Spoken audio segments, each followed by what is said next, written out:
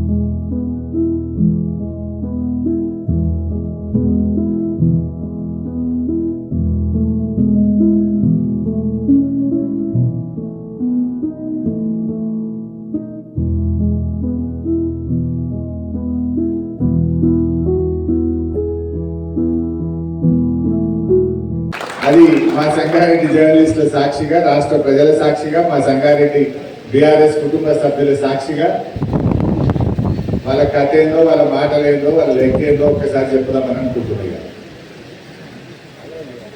సరే, నేను ఏమైందో మీరు అందరు చూసినారు. రెండు భాగాలు, కానీ ఇది ఒకటి జూపల్లి మళ్ళీ మాట్లాడడానికి ఆయన సంగతి చెప్తాను.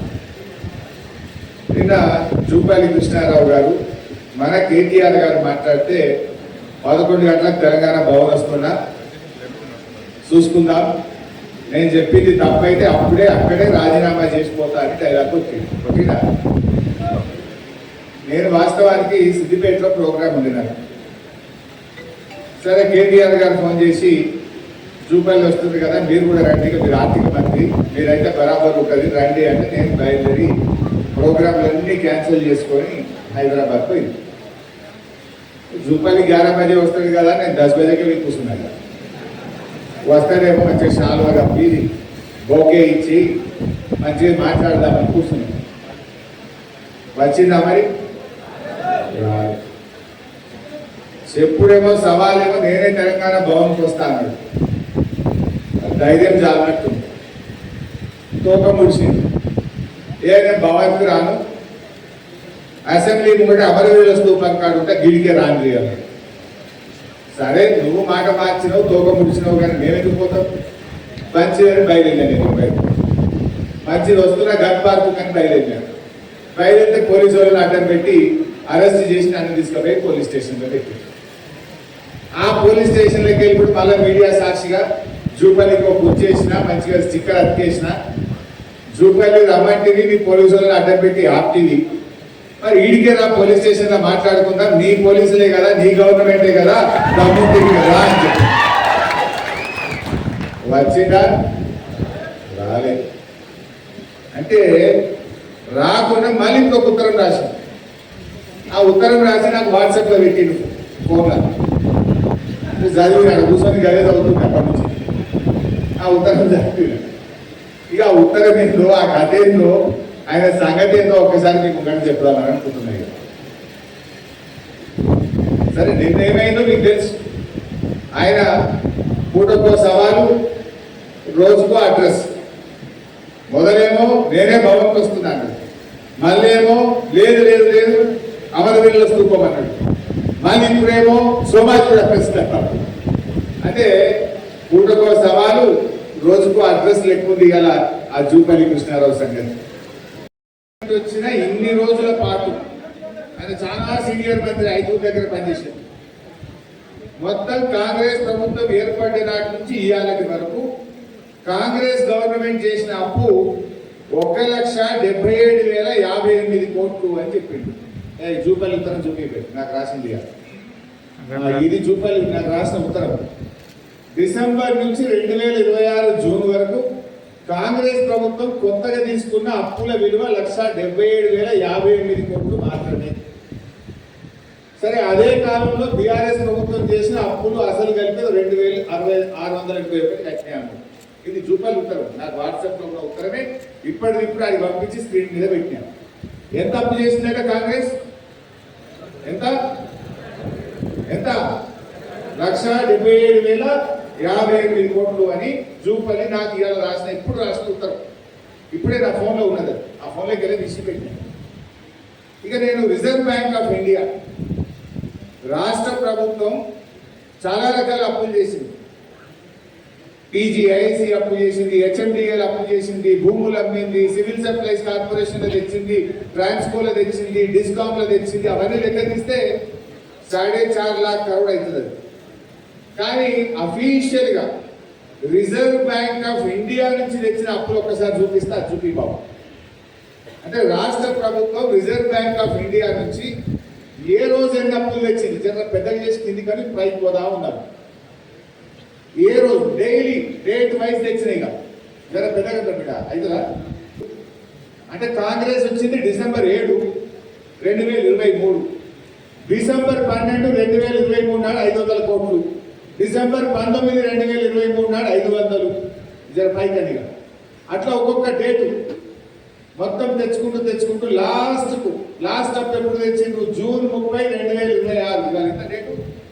జూలై 3 తారీఖు. లాస్ట్ అప్ ఎప్పుడు తెచ్చిందంటే జూన్ 30 ఇండియాలో తెచ్చిన FRBM అప్పు మొత్తం గుర్తు ఎంత కనబడుతుందా? 1,86,067 కోట్లు. ఇది నాది కాదు statement, reserve bank of India. మీరు ఎవరు పోయి గూగుల్లో కొట్టినా తెలంగాణ ప్రభుత్వం తెచ్చిన అప్పు రిజర్వ్ బ్యాంక్ ఆఫ్ ఇండియా ద్వారా FRBM అప్పు ఎంత అని గూగుల్ అడిగినా, reserve bank of India website పోయి చూసినా ఎంత ఉంది అప్పు? 1,86,087 కోట్లు. మరొకసారి చూపలేదు పెట్టు.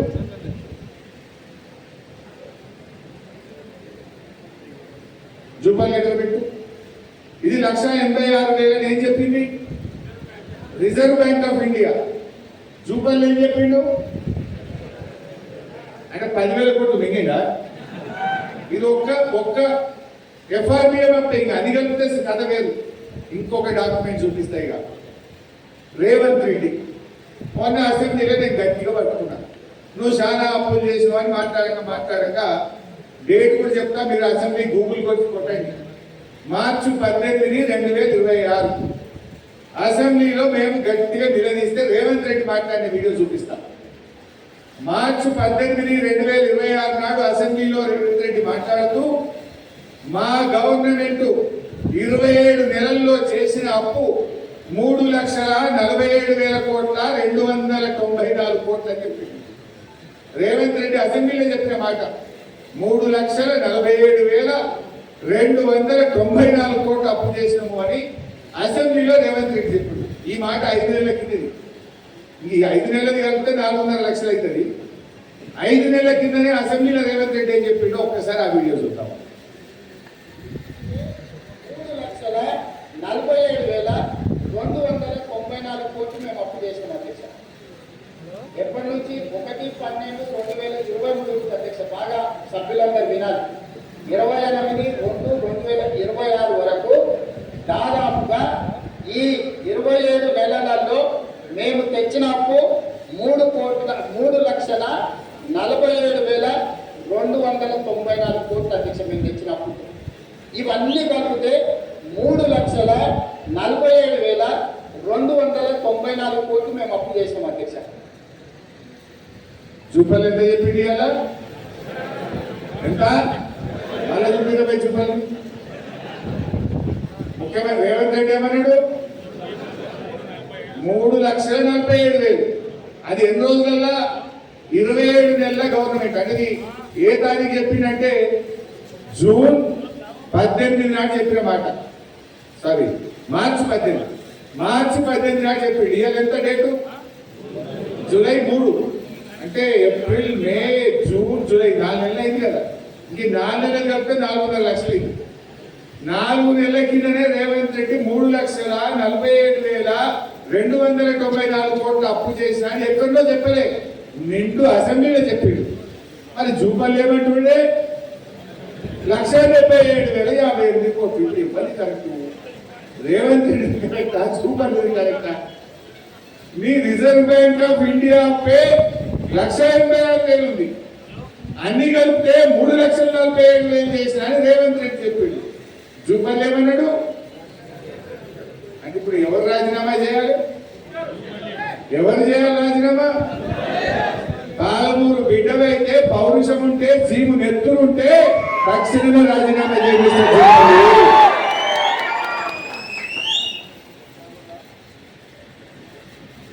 ఇక అసలు విషయానికి వస్తా. దొరికిందా ఇప్పుడు బట్టలు ఇచ్చినామా బరాబర్? నెక్స్ట్ విషయం చెప్తారు. రెండో మాట ఏమన్నాడు? మనం దయాగుణం అనుకున్నారు. వాళ్ళు అలా చెప్తే అర్ధగంటలో బయట పెట్టుకున్నారు. ఒకటే అర్ధగంటల. రెండో ముచ్చట బీఆర్ఎస్ పార్టీ 8 లక్షల కోట్ల అప్పు చేసిందని మన మీద బట్టగాల్సి మీరు వేస్తున్నారా? అప్పుడేమో అసెంబ్లీ ఎన్నికల ముందు బట్టి విక్రమార్క ఏమన్నాడు? కాంగ్రెస్ పార్టీకి 100 ఏళ్ల చరిత్ర ఉందని. అరే గిన్ని గ్యారెంటీ 3 లక్షలే. మరి జూపల్లి ఏమన్నాడు? అరే నువ్వేమో సీనియర్ మంత్రి అంటూ నా అంత తెలివి ఎవరికి లేదంటూ నీ గవర్నమెంట్ ఎంత అప్పు చేసిందో కూడా తెలియని చాతగాని మంత్రివి నువ్వు.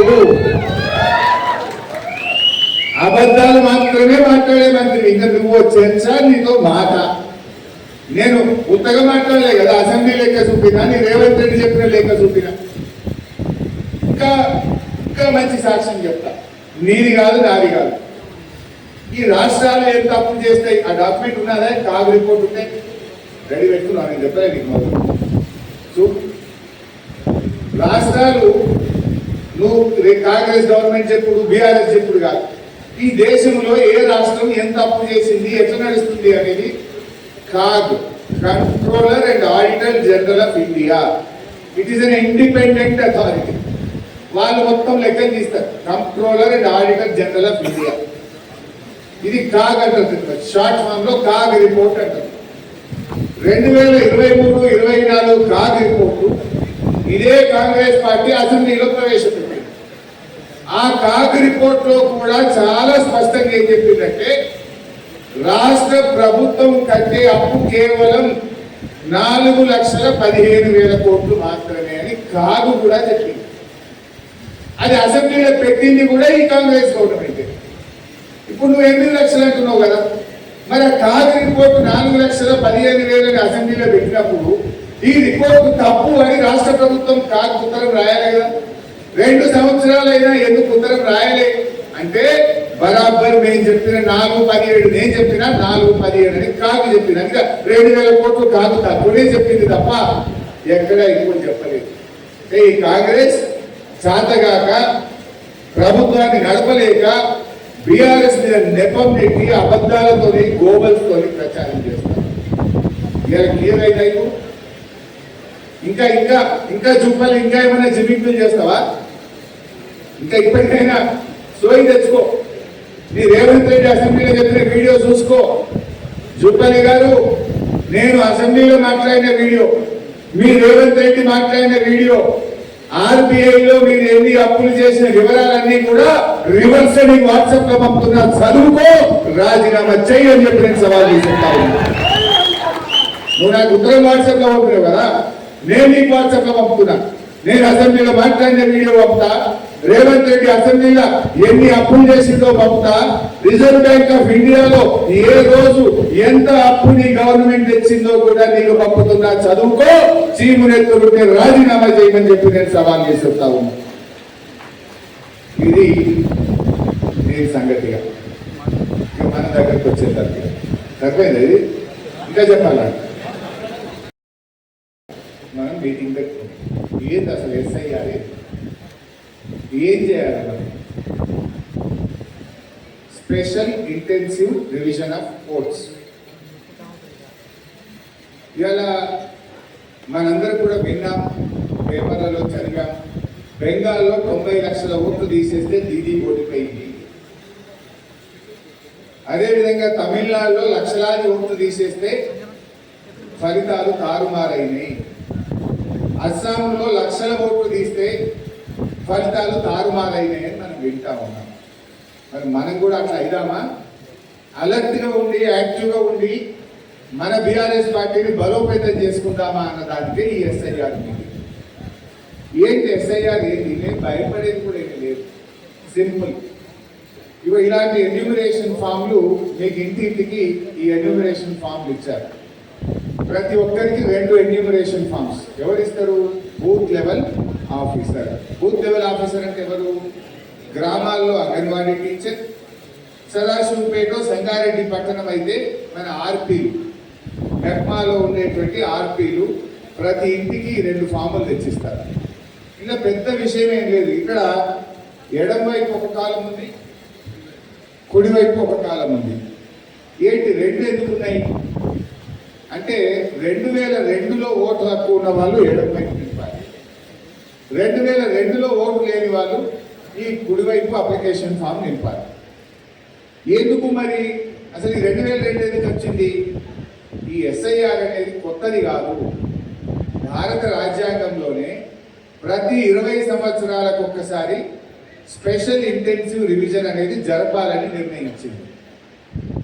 పోయినసారి 2002లో జరిగింది. 2002లో ఎస్ఐఆర్ జరిగింది. అందువల్ల 2002లో ఎస్ఐఆర్లో నీ ఓటు ఉన్నదంటే నువ్వు బరాబరే అని చెప్పి ఎక్కువ ఆలోచించకుండా సీదా ఓటు ఓకే చేస్తారు. అందుకోసం ఆ 2002లో ఉన్న వాళ్ళు ఎడం వైపు నింపవాలి. మరి కుడివైపు ఏంటి? ఇప్పుడు 2002లో పుట్టిన పిల్లగాడు ఇవాళ 2026 అంటే 24 ఏళ్ళ వయసు ఉంటుంది. ఆయనకు కూడా ఓటు హక్కు వచ్చింది కదా, మరి అప్పుడు ఓటు ఉండదు కదా. అప్పుడు అటువంటి వాళ్ళము ఈ కుడివైపు నింపుతాం. నింపి 2002లో వాళ్ళ నాయనకు ఓటు ఉంటుంది కదా, నాయనకో, నాయనమ్మకో, అమ్మకో, తాతకో, ఎవరికో ఒకరికి ఉంటుంది కదా. వాళ్ళ వివరాలు, తన వివరాలన్నీ నింపుతూ కింద మా నాయనకు ఓటు ఉండే 2002లో, మా నాయనమ్మకు ఉండే, మా తాతకు ఉండే, మా అమ్మకు ఉండే, ఎవరిలో ఒకరిని ఆ లింకు రాసేస్తే కుడివైపు నింపితే అది ఓకే అయిపోతుంది. 2002లో ఓటు ఉంటే ఓన్లీ ఎడం వైపే నింపుతాం. 2002లో లేకపోతే కుడివైపు నింపి ఎవరన్నా నీ కుటుంబ సభ్యుడితో నీ లింక్ చూపించాలి. అంటే నాయనదో, నాయనమ్మదో, తాతదో, అమ్మదో, ఎవరిదైనా ఒక లింకు, అన్నదో లింక్ చూపిస్తే దాంతో ఓటు ఓకే అయిపోతుంది. ఈ రకంగా ఈ అప్లికేషన్ ఫామ్ పెద్ద జటిలం కాదు, ఇది నింపాలి. అయితే కొన్ని ప్రశ్నలు వస్తాయి. అదే పై నేను మొన్ననే ఓటేసి మున్సిపాలిటీలో సంగారెడ్డి నా ఓటు ఎవరు తీసేస్తారు? 3 నెలల కిందనే ఓటేసి నేను ఇవ్వకు అంటాడు. కానీ ఎస్ఐఆర్ ఏంటంటే డేంజరు. నువ్వు 3 నెలల కింద మొన్న ఓటేసినా ఈ ఫామ్ నింపి ఇవ్వకపోతే నీ ఓటు ఉండదు. ఖచ్చితంగా ఈ ఫామ్ నింపాల్సిందే. నువ్వు 30 సార్లు ఓటేసినా, 3 నెలల కింద ఓటేసినా ఈ ఎస్ఐఆర్ ప్రక్రియలో ఈ దరఖాస్తు ఫామ్ నింపితేనే నీ ఓటు కొనసాగుతుంది, లేదంటే నీకు ఓటు హక్కు ఉండదు. ఇది అర్థమయ్యేటట్టుగా ఓటర్లకు మనం వివరించాలి. మీరు అందరు ఇక్కడ బూత్ లెవెల్ ఏజెంట్లు కూడా ఉన్నారు. ఏంటి బూత్ లెవెల్ ఏజెంట్లు? మీ బాధ్యత ఏంటి? అరే మన గవర్నమెంట్ లేదు కదా వాళ్ళు రానిస్తారా? మరి ఢిల్లీలో బీజేపీ ఉంటే ఇక్కడ కాంగ్రెస్ ఉంటే మరి మనం రానిస్తారా? బరాబర్ రానియాలి. ఇది ఎన్నికల కమిషన్ దేశంలోని అన్ని రాజకీయ పార్టీలకు రాజ్యాంగబద్ధంగా కల్పించిన హక్కు. బూత్ లెవెల్ ఏజెంట్ కూడా ఇంటింటికి పోవచ్చు, బూత్ లెవెల్ ఆఫీసర్తో కలిసి మీరు ఇంటింటికి వెళ్ళవచ్చును. ఎవరైనా ఓటర్కు అర్థం కాకపోతే మీరు సహాయం అప్లికేషన్ ఫామ్ నింపడంలో కూడా మీరు సహకారం అందించవచ్చును. అందువల్ల మీ right it's as a political పార్టీగా భారత రాజ్యాంగము, కేంద్ర ఎన్నికల కమిషన్, బీఆర్ఎస్ పార్టీ కార్యకర్తలకు కూడా ప్రతి బూత్కు ఒక ఏజెంట్ను నియమించుకునేటువంటి అవకాశం కల్పించింది. అందుకే మీరు బూత్ లెవెల్ ఏజెంట్. అందరం కూడా పార్టీకి అండగా ఉండి ఈరోజు పార్టీకి మనమే బలం, మనమే బలం. మరి ఈ రకంగా మనం ఎక్కడ కూడా మరి అధైర్యాన్ని చూపక మరి ధైర్యంతో ఉండడానికి మన హరిచరణే మనకు ఉన్నంత ధైర్యం కాబట్టి మరి మీ అందరికీ మరొకసారి నమస్కరిస్తూ, అదే రకంగా మీరు నా గెలుపులో ప్రతి ఒక్కరు సైనికులాగా మీరే ఎప్పటికీ పనిచేసినటువంటి మీ అందరికీ శిరస్సు వంచి మరోసారి నమస్కరిస్తున్నా. మరి ఈరోజు రాష్ట్రం మొత్తంలో హరీశన్ అంటే మరి ఒక ట్రబుల్ షూటర్ కానీ మరి ఎక్కడికి వెళ్ళినా తనదైన శైలిలో ఈ పార్టీని మరి భుజస్కంధాల మీద తీసుకెళ్తున్న విషయం మనం రోజు చూస్తున్నాం. హరీశన్కి ఎంత డిమాండ్ ఉంటే ఇప్పుడు ఏ నియోజకవర్గంలో నువ్వు రావాలన్నా అని చెప్పి ప్రతి ఒక్కరు కోరుతున్నటువంటి సందర్భం. మనం అందరం కూడా కేసీఆర్ సైనికులం. ఈరోజు కేసీఆర్ బాటలో మరి ఆయన చూపించినటువంటి మార్గంలో మన 10 ఏళ్ల పాలనలో తొలి ముఖ్యమంత్రిగా ఆయన చేసినటువంటి సంక్షేమం కానీ మరి అభివృద్ధి కానీ అదే రకంగా రైతులకు సంబంధించిన సంక్షేమం కానీ ఈరోజు దేశానికి ఈరోజు ప్రపంచంలో ఎక్కడా లేని విధంగా మరి అమలు చేసి చూపించినటువంటి ఘనత మరి కేసీఆర్కే దక్కుతుంది. అదే రకంగా ఇప్పుడు ఈ ప్రభుత్వం చేస్తున్నటువంటి మరి పనులన్నీ కూడా మనం చూస్తూ ఉన్నాం. ఏమంటే తిరిగి ఎదురుదాడికి వచ్చి మరి అందరి మీద ఉచ్చుకోవటం తప్పించి చేస్తున్న పని ఏది కూడా సక్రమంగా లేదు. మరి రేవంత్ రెడ్డి అనేవాడు మరి ఈరోజు ప్రజల అందరి మనసుల్లో పూర్తిగా పడిపోయినటువంటి సందర్భం. మరి అన్ని విషయాలు కూడా మరి హరీశన్ చెప్తేనే మరి మనకు రుచిస్తుంది కాబట్టి అందరూ కూడా ఈ ఎన్రోల్మెంట్ ఈ రెండు కూడా మన పార్టీకి చాలా కీలకమైనది. ఎందుకంటే ఈరోజు ఎస్ఐఆర్ నడుస్తుంది గ్రామాల్లో. మన పార్టీ కూడా మరి బిఎల్ఎస్ని అపాయింట్ చేయడం జరిగింది. ఆ బిఎల్ఎస్ కూడా బాధ్యతగా వ్యవహరించి ఈ ఓటు నమోదు కార్యక్రమం సక్రమంగా జరిగే విధంగా చూడాల్సినటువంటి బాధ్యత మీ పైన ఉంది. వారిని గైడ్ చేయడానికి మండల్ కోఆర్డినేషన్ కమిటీస్ కూడా ఉన్నాయి. వారు కూడా పైన శ్రద్ధ వహించాలని కోరుకుంటా ఉన్నారు. ఎందుకంటే ప్రజాస్వామ్యంలో ఓటు హక్కు అనేది చాలా కీలకమైనది. ఆ హక్కు సక్రమంగా నిర్వహించుకోవాలంటే ఓటర్ ప్రక్రియ అనేది మరి మనకు పారదర్శకంగా ఉండాల్సినటువంటి అవసరం ఉంది. కాబట్టి మనం బిఎల్ఓస్ ఎవరైతే వస్తున్నారో వారికి బిఎల్ఏలు సహకరించి సంబంధించినటువంటి మన ఈ ఓటర్ ఎన్రోల్మెంట్కి ఏదైతే జరుగుతూ ఉందో వారితో పాటు ఇల్లు తిరగాల్సినటువంటి అవసరం ఉంది. మరి వాళ్ళు ఇచ్చేటువంటి ఏవైతే అప్లికేషన్ ఫామ్స్ ఉన్నాయో వాటిని తిరిగి నింపి ఇచ్చే బాధ్యత మన బిఎల్ఎల్ తీసుకోవాల్సిందిగా నేను విజ్ఞప్తి చేస్తాను. ఎందుకంటే అది ఒక ప్రక్రియ పెద్దగా ఉంది. దాన్ని నింపాలంటే అందరికీ సాధ్యమైనటువంటి పరిస్థితి కాబట్టి మన పార్టీ బాధ్యులుగా ఉన్నటువంటి బిఎల్ఏలు వాటిని నింపి తిరిగి ఇచ్చే విధంగా చేయాలని చెప్పేసి కూడా నేను కోరుకుంటాను. ఎందుకంటే మన పార్టీకి ఓటరు మరీ ముఖ్యం. అదేవిధంగా ఓటు అనేది కూడా చాలా విలువైనది అని చెప్పేసి కూడా నేను ఈ సందర్భంగా తెలియజేస్తా ఉన్నా. అదేవిధంగా చూసి మన అందరూ కూడా ప్రతి ఒక్కరూ పిఎల్లు కావచ్చు, మరి ముఖ్య నాయకులు కావచ్చు, ప్రతి ఒక్కరు కూడా మన మరి బూత్ లెవెల్లో కావచ్చు, అదేవిధంగా మన నియోజకవర్గంలో కావచ్చు, కష్టపడితేనే మరి ముందుకు మనకన్నీ కూడా ఫలితాలు దొరుకుతాయని తెలియజేస్తూ, మరి ఈ రకంగా మరి ముఖ్యంగా సార్ నేను కొన్ని విలేజెస్ పోయినా అక్కడ చూశాను. ఈ యొక్క సార్ విషయం కొంచెం అంత అన్ఎడ్యుకేటెడ్ కొంత ఇబ్బంది పడుతూ ఉన్నారు. నేను కలెక్టర్ గారికి మన ఆర్డీఓ గారికి చెప్పాను, సార్ మీరు ఒక హెల్ప్ డెస్క్ పెట్టండి అని వారిని కూడా చెప్పడం జరిగింది. మీరు సార్ మీరు కూడా ఆ విషయం మీరు కలెక్టర్ చెప్తే బాగుంటుందని నా ఉద్దేశం. ఎందుకంటే మన 2002కు మనకు మన యొక్క ఓటర్లు అడుగుతూ ఉన్నారు. ఓటర్లు కొన్ని విషయంలో మేము 2000లో ఎక్కడ ఉన్నాం, కొందరు ఎక్కడెక్కడ ఉన్నాం. దాని గురించి మరి ఈ ఫ్యామిలీ ట్రీని ఏదైతే ఎత్తున్నారో ఫ్యామిలీ ట్రీని అడుగుతున్నాం కాబట్టి దానికి కొంత ఇదవుతుంది. కాబట్టి ఈ హెల్ప్ పెడితే బాగుంటుందని మరి మీ ద్వారా మరి మీరు కొంచెం ప్రభుత్వాన్ని కూడా మరి హెచ్చరిస్తే బాగుంటుందని ఈ రకంగా మరి